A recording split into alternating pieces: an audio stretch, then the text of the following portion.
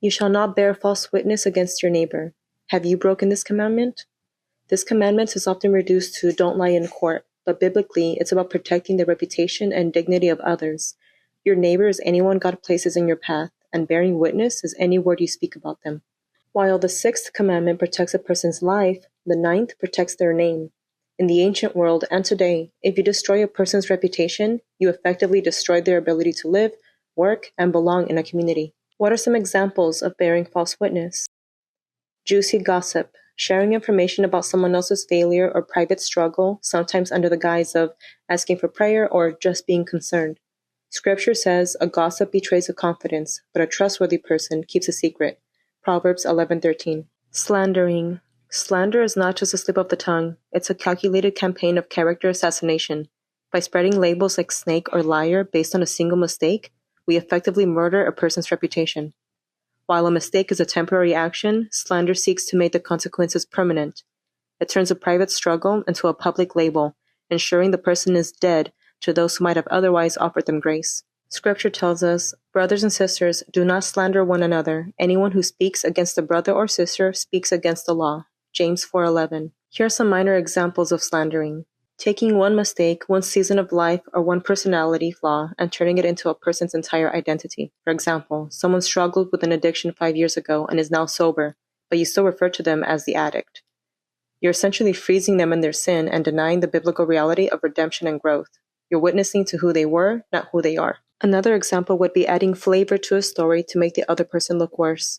For example, say they were 5 minutes late to a meeting. You tell people, they have zero respect for anyone's time and they're always late for everything.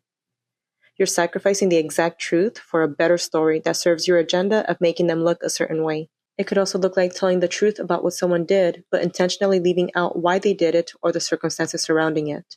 A half-truth told with the intent to deceive is a whole lie. By removing context, you are bearing witness to a false reality. Another example is where you don't say something bad directly. Instead, you plant a seed of doubt in the listener's mind. For example, have you noticed how much time so-and-so is spending with so-and-so? I'm not saying anything is going on, but it's interesting, don't you think? This is the coward's false witness. You're making the listener the executioner while you keep your hands clean. Or how about claiming to know why someone did something good and assigning an evil motive to it? For example, she only volunteered for that charity event because she wants to look like a saint and get a promotion. Matthew 7:1 warns against this type of judgmentalism. You're bearing false witness to things you cannot see, like their heart, which is a form of lying. Moving on from slandering and continuing with the examples of bearing false witness is digital false witness, such as reposting or liking a story or a screenshot that shames someone else without having actual knowledge of the facts. Don't be so quick to believe anything you hear. Scripture says, you shall not spread a false report. You shall not join hands with a wicked man to be a malicious witness. Exodus 23:1. Do you join hands with a headline because it fits your narrative? This next one might surprise you. The passive false witness, sitting silently while someone else is being torn down. By not defending the absent person, you are witnessing to the lie by your silence. Let's look at a Bible verse to back this up. Scripture says, the north wind brings forth rain, and a backbiting tongue, angry looks. Proverbs 25:23. This implies that a righteous person should shut down gossip with a look of disapproval. In case you don't see the connection, let's quickly dissect that to be sure. Rain doesn't just happen, the wind brings it. Gossip doesn't just happen, a listening ear invites it. If you understand how the first half of the verse works, you are forced to apply the same logic to the second half. The verse is saying that rain doesn't just fall out of nowhere, it is brought forth by the wind. The spiritual parallel here is that gossip doesn't just happen in a vacuum, it is brought forth or sustained by the environment it's in.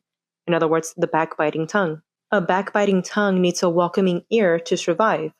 If you are the listener and you offer a warm, sunny face, such as nodding, leaning in, saying, oh really? You are providing the perfect weather for the gossip to continue. The proverb isn't a warning to the gossip, it's a strategy for the witness. It's telling you that you don't even have to say a word to stop a sin. Your countenance is a witness. If you look disgusted by the slander or give a look of disapproval, the rain of the gossip will stop because the wind has changed. Do people feel safe coming to you with gossip? If so, it's likely that you've built a reputation as a storehouse for false witness. Try asking yourself, if this was my mistake, would I want to explain the way I am currently explaining theirs? This can stem from insecurity and the belief that you have to put others down in order to lift yourself up. I'm not mentioning this to excuse the action, but it can help to identify the root in order to address it and grow from it. Okay, so maybe you realize that you're a gossiper or a slanderer. What can you do to remedy it? The opposite of bearing false witness is sacrificial truth.